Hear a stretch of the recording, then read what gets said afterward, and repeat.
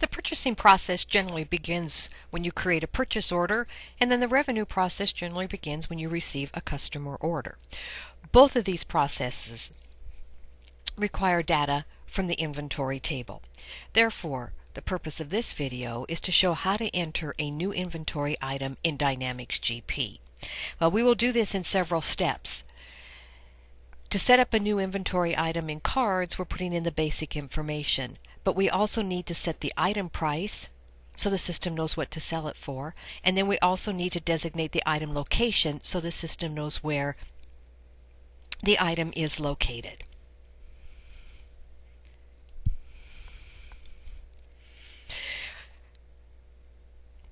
We are using Fabricam Company for this illustration, and from the navigation pane you would select Inventory and then Item to start the process of setting up a new inventory item. As per your case instructions, each of us is going to create our own item. We'll identify it uniquely by using the GP ID assigned by your professor.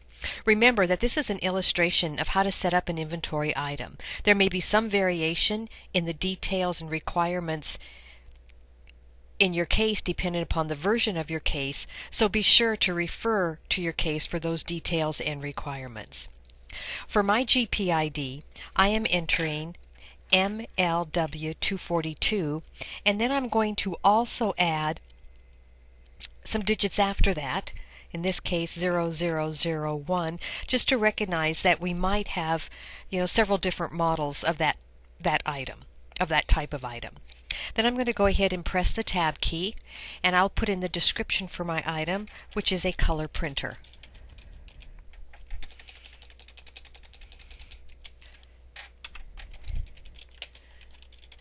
And my short description will just be a printer.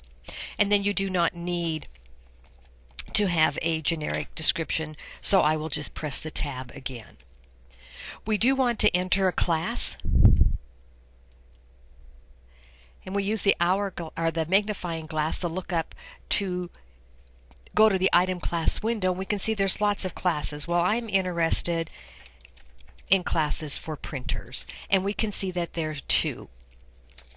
The printers that I want is printers-1, so that is what I will select. I will answer yes to the question that I want the information from the class brought into my item, and I also want the posting accounts brought in. We can see that we are using the valuation method with this class is the FIFO perpetual. The unit of measure is each, and the purchase tax options are not taxable. Because the prices or the cost will vary among items, that does not default in. The standard cost is what we expect to pay, and I'm going to enter $100. Similarly, I will enter $100 for the current cost. Let's investigate a little bit further by clicking on the Options tab at the top of the inventory of the item maintenance window. There's a variety of information here, but probably the most interesting is the substitute field.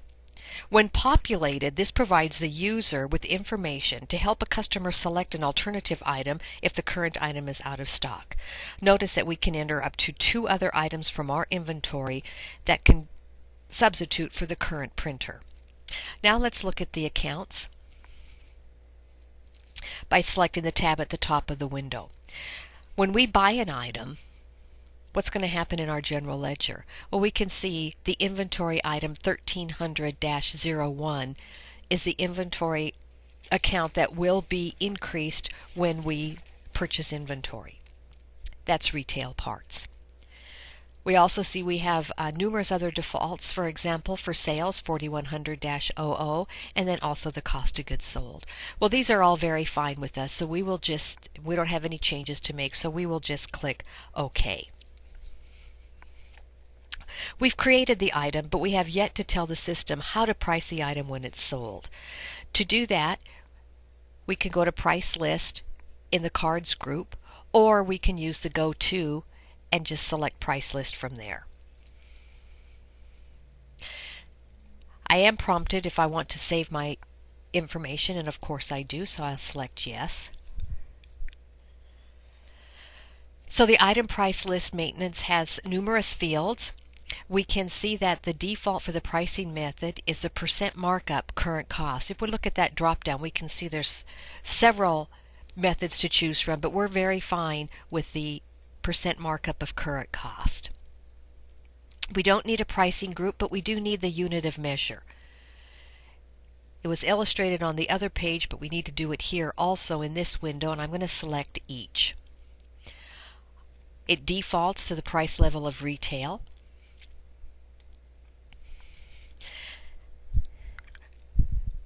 Now, as we tab down to the bottom part, this is where we will define our price level. And you can see that it does default to US dollars and then zeros over here. So for the price level, again it is retail, so we repeat that here. The unit of measure again is each, so I'll use the lookup symbol. And let us say that we want to sell at 130% of cost. I will tab over and you'll notice the change in the price. It's now $230. That is what we would sell the printer for. The starting quantity is 1, the ending quantity is 999 billion plus. And what that's telling us is that is the price we would charge whether we sell one printer or 999 billion. This allows us to have different prices for different quantities if we wanted to. As a note, the 999 billion would be considered a capacity check. That is the largest number allowed in this field. Now let's set up another price level. So I'm going to tab over. So this time, let us say that we want to set a price level for printers that are sold in a case rather than as a single item. And a large company, for example, may want to buy on a case. And we in turn would probably want to offer a lower price. So we'll look up again the price level. We could either type it in or look it up. I'm going to go ahead and look it up. Our unit of measure this time is not each, but a case, and each case has 10 printers. So we will say that I want to give a price break, so instead of saying 130% markup, it's going to be 120%. Notice the change. It's now $2,200 for a case of printers. And once again, this will apply whether we sell one case or a tremendously large number of cases. So let us save and close that window. The final step is to define and record the item's location. Without this information, the system will not be able to locate the item at the point of sale. Thus, when a customer ultimately buys the printer, where will the system find the printer, i.e., what is its physical location? Is it in a warehouse? Is it in a separate storage facility? We can go to either the quantities and sites, or we can use our go-to. Let us go to the go-to for quantities and sites. This will be in 2 steps. The first thing we're going to do is just do it by site ID. Using the lookup, I'm going to select warehouse.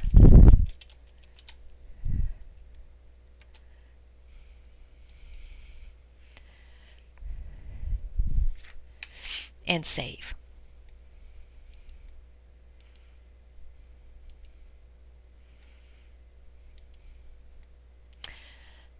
I'm going to go back in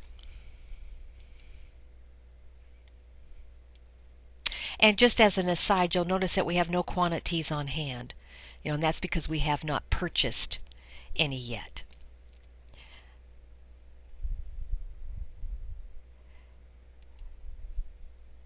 Now I will go to the default site and select warehouse.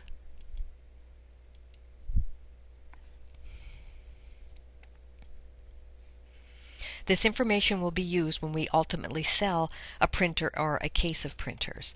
So I will save and close out the window, save and close out the window.